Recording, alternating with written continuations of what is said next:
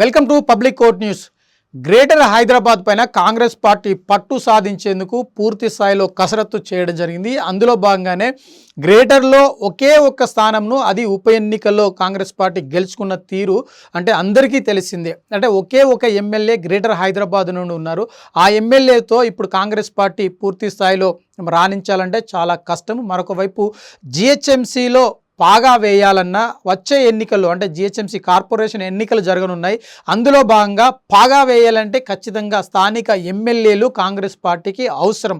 అందులో భాగంగా ఇప్పటికే బీఆర్ఎస్ పార్టీ గెలుచుకున్న ఎమ్మెల్యేల పైన ఒత్తిడి పెంచి వారిని కాంగ్రెస్ పార్టీలోకి తీసుకునేందుకు పూర్తి స్థాయిలో కసరత్తు చేస్తున్నట్లు స్పష్టంగా అర్థమవుతుంది. ఇప్పటికే గ్రేటర్ హైదరాబాద్కు సంబంధించి పలువురు ఎమ్మెల్యేలు మాజీ మంత్రులు కూడా వాళ్ళ వివరణ కూడా ఇవ్వడం జరిగింది. పార్టీ మారాలి అని చెప్పి తీవ్రంగా ఒత్తిడి తీసుకొస్తున్నారు. అందులో భాగంగానే తమకు పైన ఒక ప్రెజర్ అయితే కనిపిస్తుంది. దీని ద్వారా మేము పార్టీ మారాల్సి వస్తుంది అని చెప్పేసి చాలామంది ఆవేదన వ్యక్తం చేస్తున్నారు. ఎందుకు అంటే కాంగ్రెస్ పార్టీ అధికారంలో ఉంది కాబట్టి ఖచ్చితంగా పదవులు ఇచ్చేందుకు అవకాశం ఉంది, వారికి కావాల్సిన సహకారం అందించేందుకు అవకాశం ఉంది.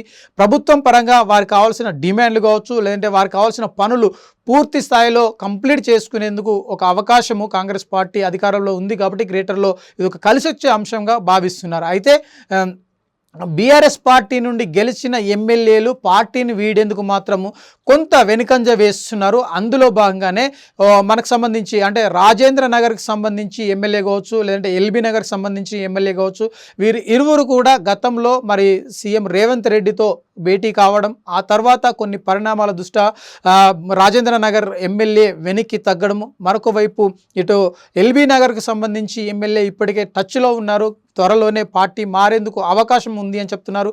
ఉప్పల్కు సంబంధించి ఎమ్మెల్యే కూడా ఇప్పటికే సీఎం రేవంత్ రెడ్డి కానీ కాంగ్రెస్ పార్టీ నాయకులతో టచ్లో ఉన్నారు. అందులో భాగంగానే వారు కూడా మరి పార్టీ మారుతారని చెప్పి సిగ్నల్స్ అయితే వస్తున్నాయి. అందులో భాగంగానే అంటే గతంలో మనం చూసినట్టయితే రేవంత్ రెడ్డిని ఎవరైతే ఎంతమంది బీఆర్ఎస్ ఎమ్మెల్యేలు కలిశారో వారందరూ కూడా పార్టీని మారి ఇప్పటి వరకు కాంగ్రెస్ పార్టీ తీర్థం పుచ్చుకోవడం జరిగింది, కారు పార్టీకి దూరం అయిపోవడం మనకు కనిపిస్తుంది. అయితే ఇందులో భాగంగా ఇప్పుడున్న పరిస్థితిలో కేవలము రాజేంద్ర నగర్కి సంబంధించిన విషయం చూసినట్టయితే వాళ్ళ మనవరాలు ఎవరైతే ఎమ్మెల్యే మనవరాలు ఒక మాట అనడంతో తను వెనక్కి తగ్గడం జరిగింది.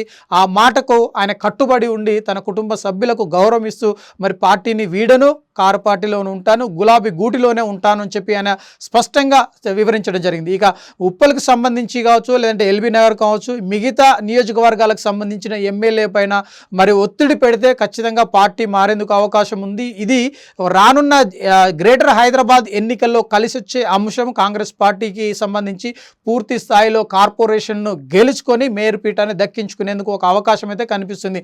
అందులో భాగంగానే ఇప్పటికే గ్రేటర్ హైదరాబాద్ మేయర్గా పనిచేసిన విజయలక్ష్మి కూడా బీఆర్ఎస్ పార్టీ నుండి గెలిచి మేయర్గా పదవి బాధ్యతలు చేపట్టింది. ఆ తర్వాత జరిగిన పరిణామాలు ఏంటో మనం చూడొచ్చు. అంతకంటే ముందు మరి డిప్యూటీ మేయర్ శ్రీలత కూడా మరి బీఆర్ఎస్ పార్టీ నుండి గెలిచి తర్వాత కాంగ్రెస్ పార్టీలోకి వెళ్ళడం జరిగింది. అయితే ఇప్పుడు తాజా పరిణామాలు చూసుకుంటే గ్రేటర్ హైదరాబాద్లో కాంగ్రెస్ పార్టీకి పూర్తి స్థాయిలో పట్టు సాధించాలన్న ఒక దృక్పథంతో ముందుకు వెళ్తున్నారు. అందులో భాగంగానే ఖచ్చితంగా బీఆర్ఎస్ ఎమ్మెల్యేలు ఎక్కడైతే గెలిచారో వారిపైన తీవ్రంగా ఒత్తిడి పెట్టేందుకు అవకాశం ఉంది. వారిని ముందుగా కాంగ్రెస్ పార్టీలో చేర్చుకుంటే రాబోయే జిహెచ్ఎంసీ ఎన్నికల్లో ఖచ్చితంగా పాగా వేసేందుకు అవకాశం కనిపిస్తుంది. అందులో భాగంగానే గ్రేటర్ పైన కాంగ్రెస్ పార్టీ దృష్టి పెట్టింది. ఆయా ఎమ్మెల్యేలను మరి పార్టీ మారాలని చెప్పి ఒత్తిడి చేస్తున్నట్లయితే సమాచారం. అందులో భాగంగానే వారు మరి ఈ ఒత్తిళ్లకు లొంగి మరి కాంగ్రెస్ పార్టీలో చేరుతారా, లేదంటే కేసీఆర్ ఇచ్చిన మాటలకు లేదంటే ఆయన ఇచ్చే ఆత్మస్థైర్యానికి లోబడి కట్టుబడి ఉండి గులాబీ గూటికిలోనే ఉంటారా లేదన్నది తేలాల్సి ఉంది.